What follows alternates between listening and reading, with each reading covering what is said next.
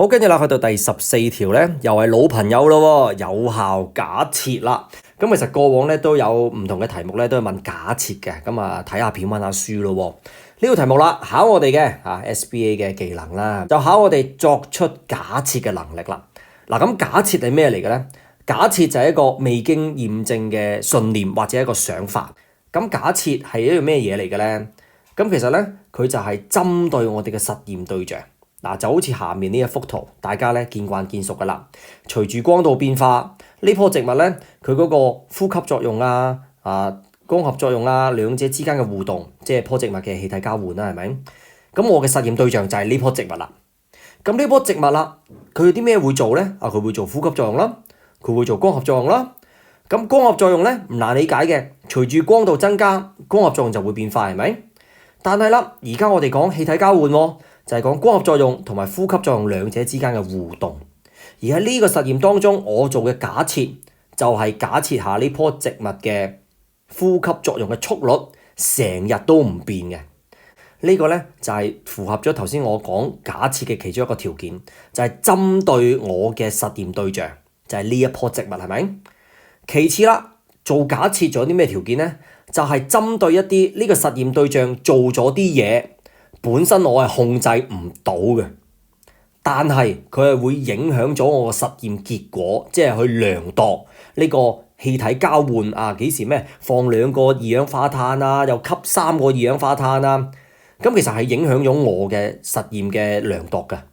所以啦，作出假設嘅重要性就係講緊，我要確保我喺個實驗探究當中做嘅所有量度都係同我嘅實驗嘅目的係吻合嘅，所以啦，我就要假設呢棵植物成日計，無論係日出晏晝日落係成日啦，我當佢嘅呼吸作用嘅速率係一樣嘅。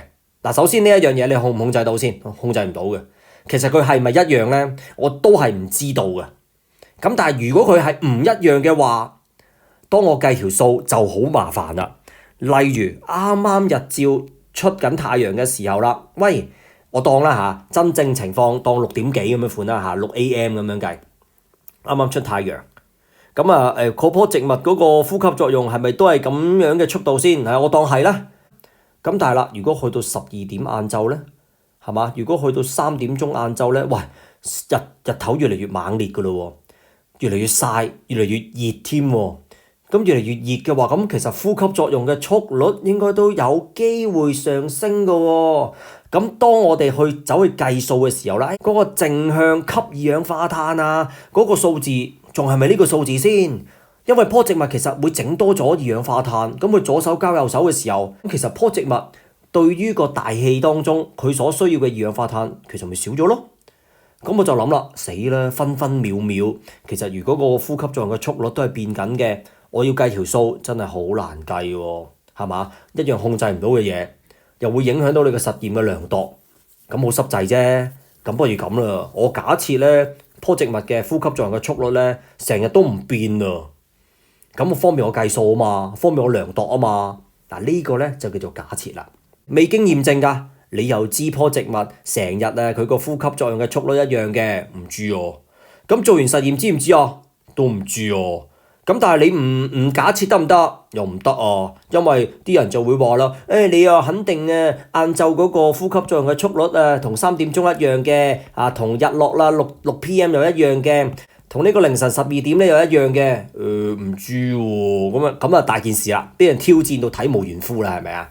所以呢個就係假設嘅重要性，佢令我嘅量度咧同我嘅實驗探究嘅目的咧係一致嘅。咁而家翻嚟個題目啦，我想揾咩話？我想揾下個水藻細胞嘅水勢係唔係啊？就睇下啦。喂，其實佢做嗰個滲透作用嘅時候啦，睇下啲水入出然後影響咗個外面嗰個蔗糖溶液嘅濃度個密度跟住啦就睇下嗰個點點係究竟係停沉定係浮嘛，係咪啊？哇！咁成個實驗做咁多嘢，究竟有啲咩嘢我真係需要做假設嘅咧？咁做咗擊破啦噃。第一個咧，佢就話啦，我要假設個水藻嘅細胞嘅所有細胞膜都係有差異透性嘅。咁我就諗啦，乜有得唔係嘅咩？咁其實某程度上呢個都係我哋學翻嚟噶嘛，係嘛？咁細胞膜係有差異透性，大佬你話學還學啫，當初我鬼知咩？咪又係做實驗，係咪啊？但係而家啦，我需唔需要去假設個細胞膜係有差異透性先？其實我係唔需要嘅，因為個實驗本身都已經可以講咗俾我聽，因為滲透作用發唔發生得到，就係睇下你個細胞膜係咪差異透性啫嘛。就當我唔落呢一句嘅假設，到頭來做實驗，咦，有滲透發生喎，咁你即係細胞膜已經係有差異透性啦，係咪啊？相反啦，如果細胞膜根本唔係有差異透性嘅，佢係全透性或者全部唔透嘅不透嘅話咧，咁其實個實驗啊，要做滲透呢個實驗都應該做唔到啦，係咪啊？咁其實啦，嗰啲蔗糖溶液咧，入面嗰啲蔗糖咧，其實都可以繼續好容易咁穿越到嗰個細胞嘅喎，咁何來會有滲透啊？所以啦，呢一句咧，如果你落咧，即係隨褲放屁，多此一舉。就算你唔落啊，唔緊要，個實驗會話到俾你聽，究竟細胞膜係唔係差異透性。所以 A say goodbye。跟住啦，去到 B 啦，我哋就要去假設藻類嘅細胞同個蔗糖溶液之間咧係冇溶質嘅移動嘅。嗱，其實 B 呢一句咧同 A 嗰句咧其實好相似嘅，因為就係正細胞膜係有差異透性，啲溶質尤其是而家呢個雙糖唔能夠咁容易穿越到個細胞膜。冇溶質嘅流動，就仍然能夠保持到個水勢嘅階梯，係嘛？咁跟住啦，咪有滲透嘅出現咯。細胞膜係差異透性，係我知。咁差異透性啫，冇人話嗰啲蔗糖唔可以過去喎。係喎，咁如果過咗去咁點啊？如果過咗去嘅話，就唔會有滲透發生噶啦，因為到頭來兩邊嘅蔗糖溶液嘅濃度會一樣咗啊嘛。係喎，所以啦。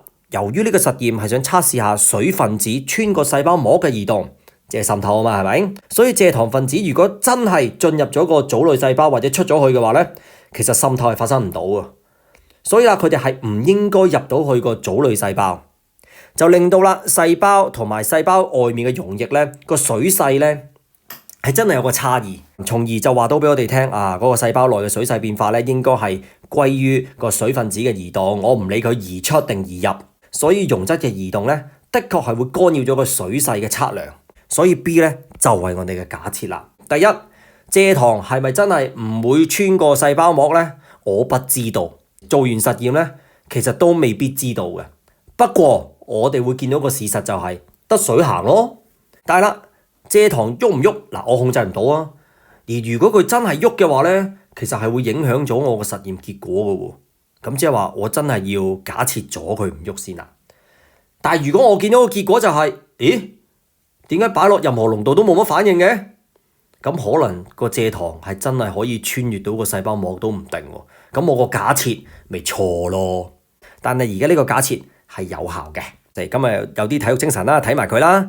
C 呢個就話啦，當我哋觀察呢個有色蔗糖溶液嘅液滴喐嘅時候咧，係唔會因為主觀性而導致嘅人為誤差或者誤判嘅。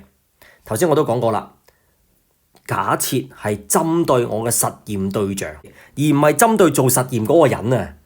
即係我唔會假設，哇，我係完美嘅，咩都唔會錯嘅。No no no，喺實際嘅實驗當中咧，其實人為嘅誤差誤判係總有機會發生㗎。我睇嗰粒液滴，我唔覺佢有喐，但係你覺得有少少喐動。其實已經係一個誤差，因為我隻眼同你隻眼係唔同啊嘛。一個良好嘅實驗設計或者實驗嘅技巧，當然係可以將個誤差降低嘅。例如啦，我哋睇個液滴嘅時候咧，好似我哋以前睇液面嘅，係要水平視線咁樣睇嘅，咁梗係好事啦，係咪？但係啦，係咪就能夠冇咗個誤差咧？就唔係嘅，我哋就只係減少個誤差。呢個亦都係講緊我哋平時做實驗，喂，重複幾次啦，去提升實驗嘅可靠程度嘅方法啊嘛，係咪？得出一個平均值。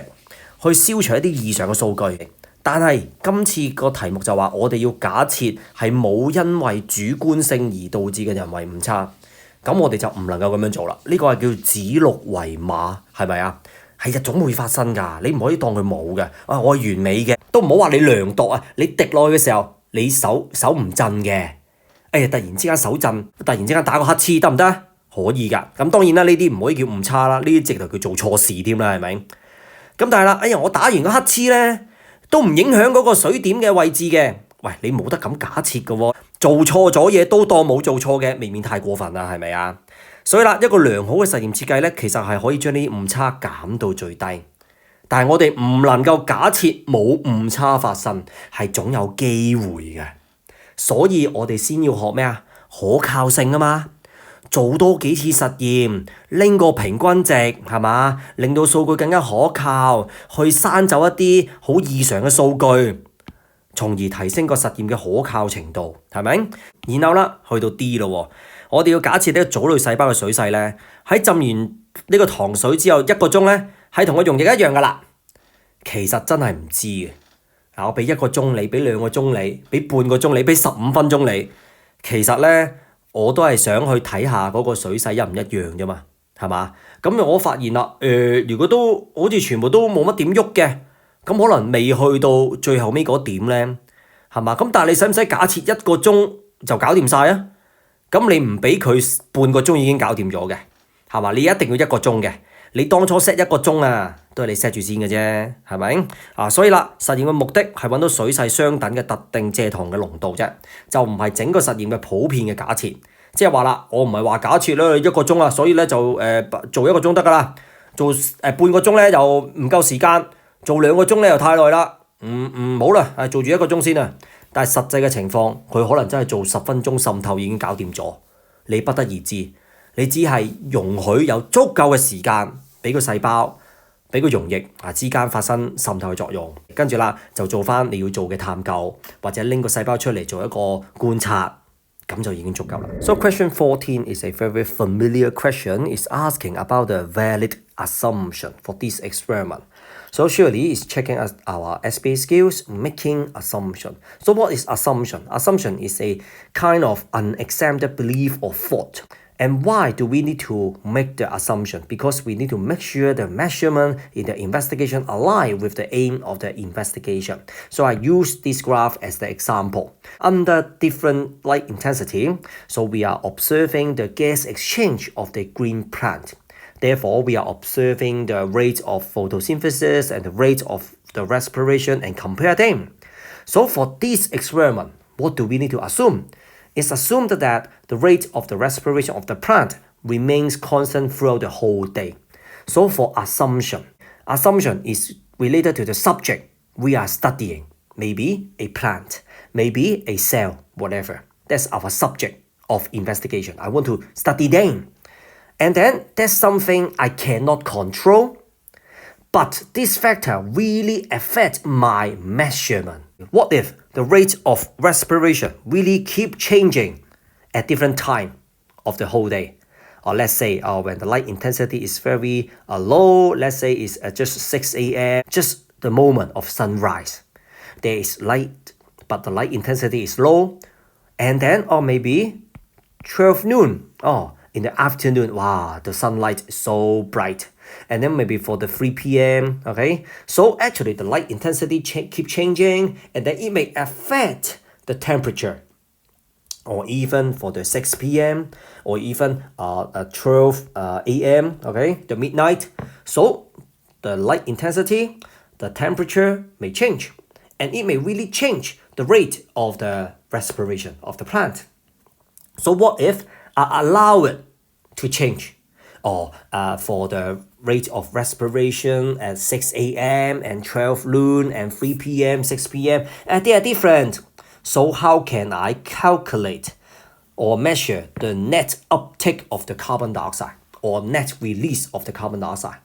It will become very, very difficult. So that's why I say that there's something unexamined. There's something about the subject under investigation.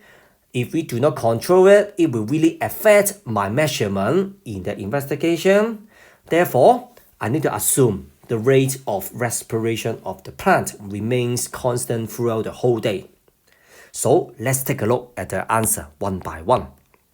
First of all, I need to assume that the cell membrane of all algae cells are differentially permeable. Actually, the cell membrane being differentially permeable is the fundamental condition for osmosis to occur. And we also learn it from the textbook. Although it sounds like that a fact, but this fact is also founded by the scientific investigation. So for the option A, somehow it's a bit unnecessary to do it. First of all, it could be the fact. Second, even it's unexamined. I never know about it. Okay, I don't know whether the cell membrane is differentially permeable or not. So what if the cell membrane is not differentially permeable? And I assume it means that I'm telling lies, right? And actually, the results can tell me, am I correct? If there is osmosis to occur, it shows that the cell membrane is differentially permeable. But what if the osmosis doesn't occur? We find that all the drop, okay, it doesn't change the position that much. So there may be no osmosis take place at all. So that's why this assumption is totally wrong. So how can I make the wrong assumption? So that's why option A, say goodbye. And then for option B, there is no solute movement between the algae cell and the sucrose solution. We know that we are measuring the movement of water across the membrane, and the assumption that the solute, the sucrose molecules, do not move into the algae cell is necessary for the change in the water potential within the cell to be solely due to the movement of water. So we know that for osmosis, we are observing the movement of the water molecules, the net movement. And then what if the sucrose, they can really move? First of all, is this something we can control? No, I cannot control the sucrose molecule or they move or they do not move across the cell membrane. I don't know it. But what if they really move across the cell membrane? So there will not be water potential gradient at all. And there will not be osmosis at all. So how can I observe the result?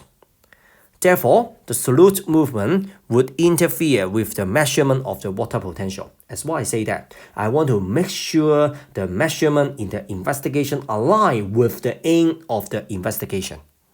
Therefore, I really need to assume that there is no movement of the sucrose molecules across the cell membrane between the algae cell and the sucrose solution.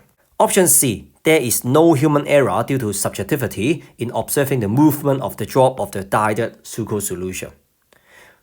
As why I say that, assumption is talking about the subject under investigation. That means maybe a pot of plant, the plant cells, the algae cells, the animal cell, whatever. Now, you can see that option C, and now you can see that the option C, the assumption is for the people, is for the student who is doing this experiment. I assume that there is no human error, everything is so perfect. No. Human error is always a possibility in practical experiment and cannot be assumed to be non-existent. And a good experimental design can minimize the error, but it would not be a valid assumption that no error occur. So remember that what we learned before is about reliability. We repeat the experiment and take the average result, and then we eliminate some abnormal data to increase the reliability of the investigation. Therefore, we cannot assume that there is no human error. And then for D, the water potential of the algae cell is same as the sucrose solution after being immersed in it for 1 hour. So the experiment is decided to find the specific sucrose solution where the water potential are equal, not a general assumption for the whole experiment. Actually, for the osmosis to occur, it could finish in 15 minutes, in 30 minutes. So I just keep it 1 hour. I just would like to allow enough time for the osmosis to finish, to attain the equilibrium state. But I never assume that, 1 hour, okay, and then for the osmosis, it could be done. I can't assume that. Although you may think that how fast the osmosis can take place is something we cannot control, right, Mr. Leung? Yeah, I cannot control. But it doesn't affect the measurement in the investigation align with the aim of the investigation. Now remember that it's talking about the measurement in the investigation align with the aim of the investigation. We may not see the result so perfectly, but it doesn't mean that it will ruin the result. Therefore, No matter I assume that or 1 hour, 2 hour, half hour, whatever, okay, it's not the assumption. So in the past, there were different types of questions about the assumption, so you can watch the video and do the revision.